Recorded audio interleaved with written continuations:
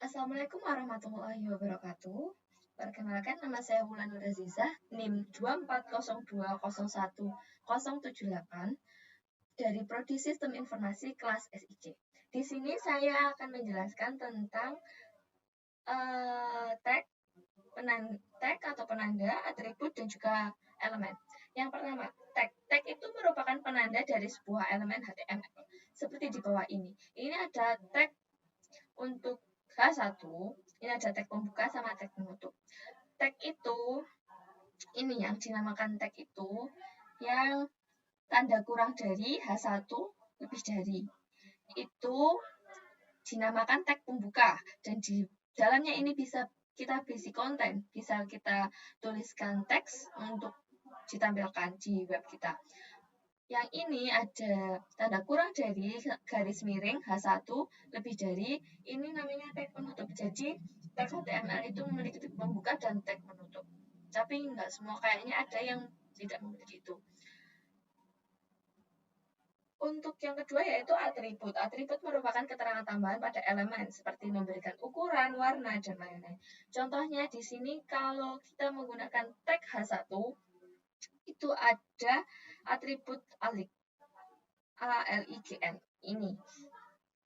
Ini gunanya untuk mengatur posisi teks.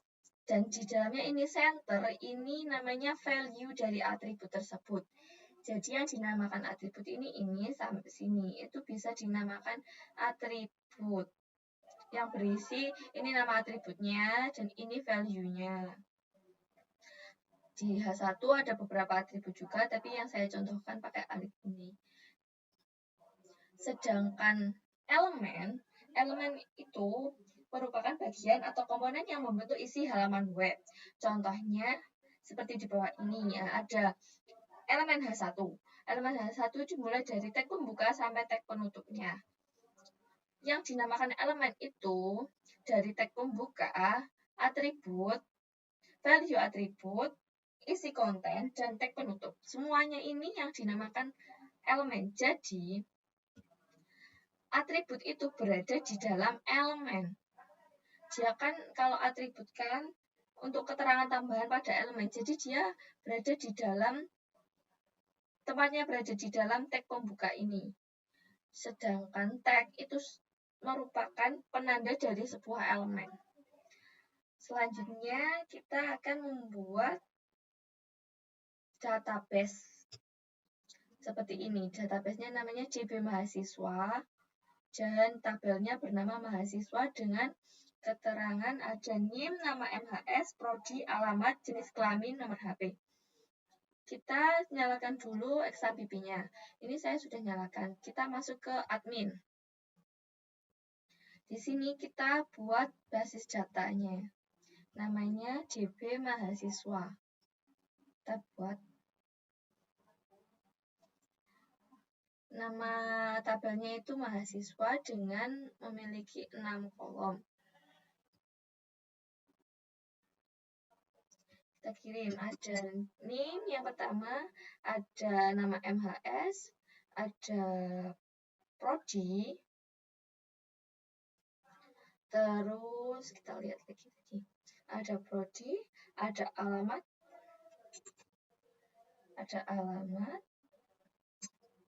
jenis kelamin, dan yang terakhir yaitu nomor HP.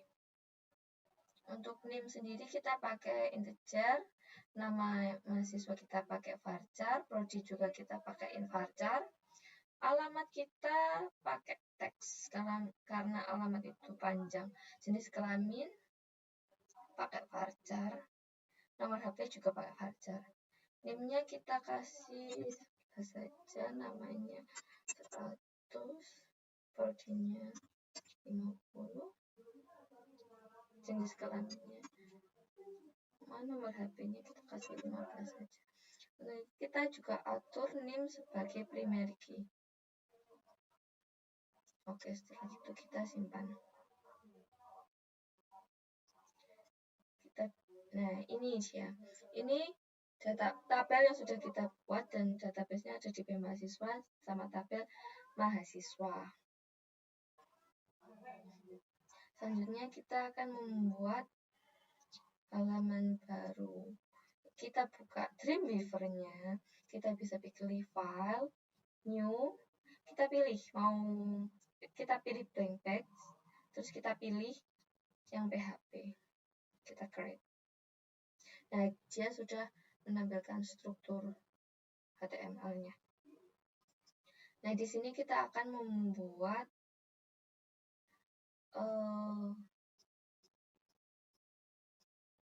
form input data diri, data mahasiswa seperti ini. Nanti di bawahnya ini kita kasih isi dari kelompok saya. Sebelumnya saya sudah menyiapkan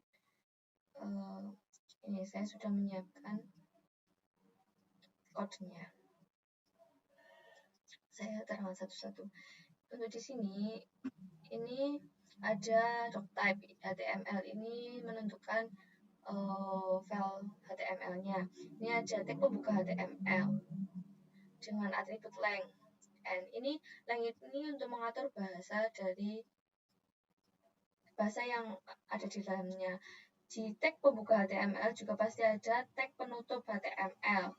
Di HTML sendiri ada dua tag utama, yaitu tag head dan tag body. Tag head ini untuk memberikan keterangan tampilan awal dan juga nama dokumen ketika dibuka.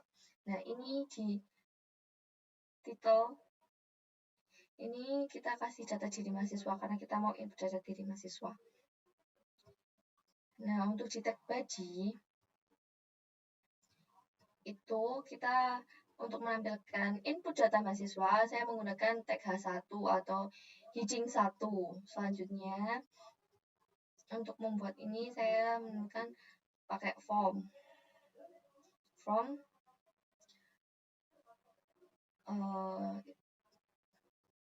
Terus di dalamnya kita pakai tabel biar dia bisa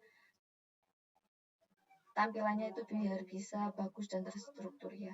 Di tabel sendiri itu ada TR atau tabel row. Itu untuk memberikan keterangannya. Untuk untuk memberikan row-nya atau barisnya. Untuk TD, tabel data ini digunakan untuk membuat isi selnya. Nah, ini yang pertama ada nomor induk mahasiswa. Untuk menampilkan ini kita taruh nomor induk mahasiswa itu di dalam TD, dan juga ini ada titik 2 itu untuk yang ini, dan ini di dalam TD yang terakhir itu ada input atau dia digunakan untuk membuat inputan ini. Kita kasih keterangan tipenya teks dan atributnya tipe teks, dan namanya kita kasih name saja karena ini untuk isian name. Selanjutnya untuk nama mahasiswa itu juga sama. Nah, untuk di prodi sendiri kita kan ini ada semacam pilihan. Untuk pilihan yaitu kita menggunakan select dengan optionnya atau opsinya itu nanti ada pilih prodi, terus ada kita kasih S1 bisnis digital, sistem informasi, manajemen retail, kewirausahaan, desain komunikasi visual. Itu di dalam select itu ada option. Di dalam teks select nanti ada option dengan value-nya itu buat keterangan ini dan kontennya ini, dan inilah yang ditampilkan nanti di web kita. Selanjutnya ada alamat, itu pakai teks area karena alamat itu luas, alamat itu panjang, teks area.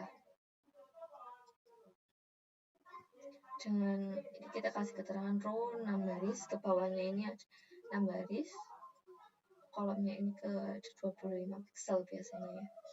Untuk jenis kelamin sendiri ini juga ada namanya radio button ya.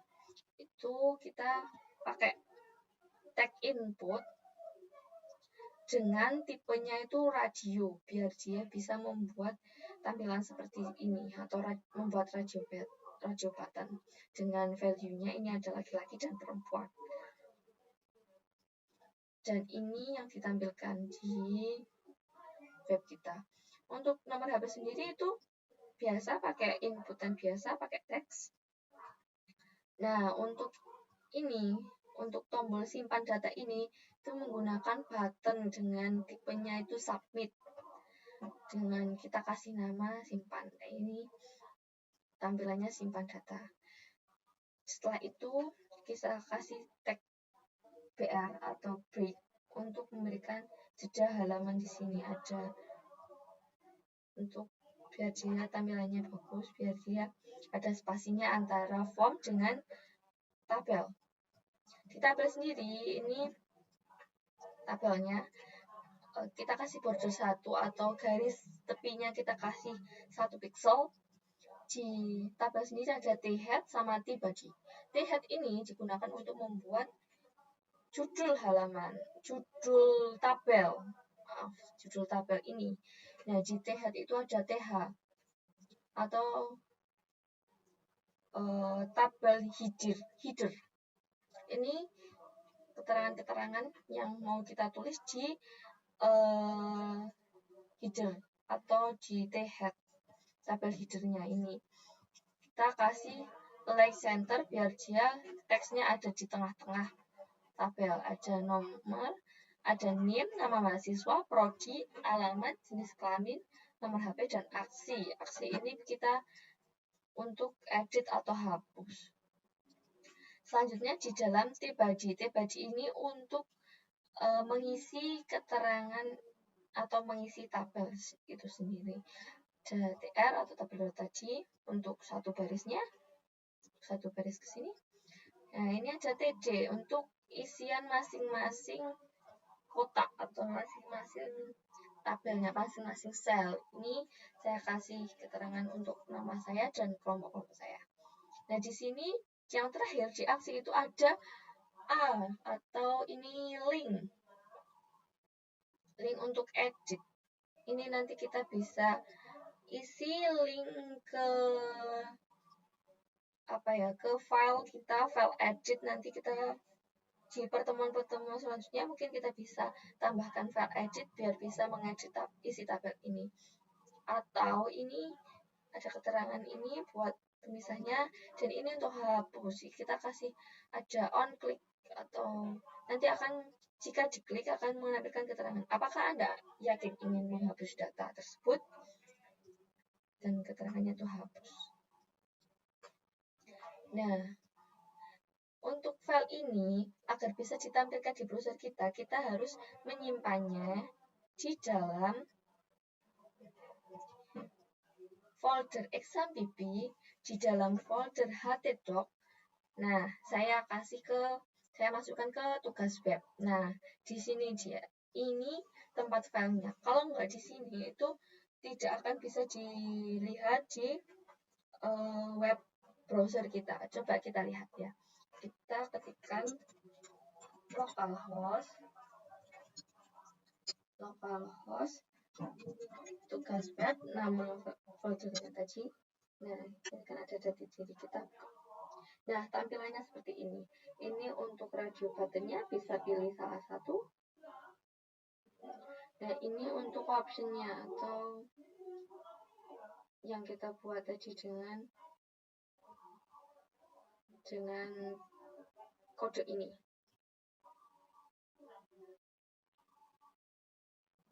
Ini untuk tabelnya tadi, dan ini simpan datanya.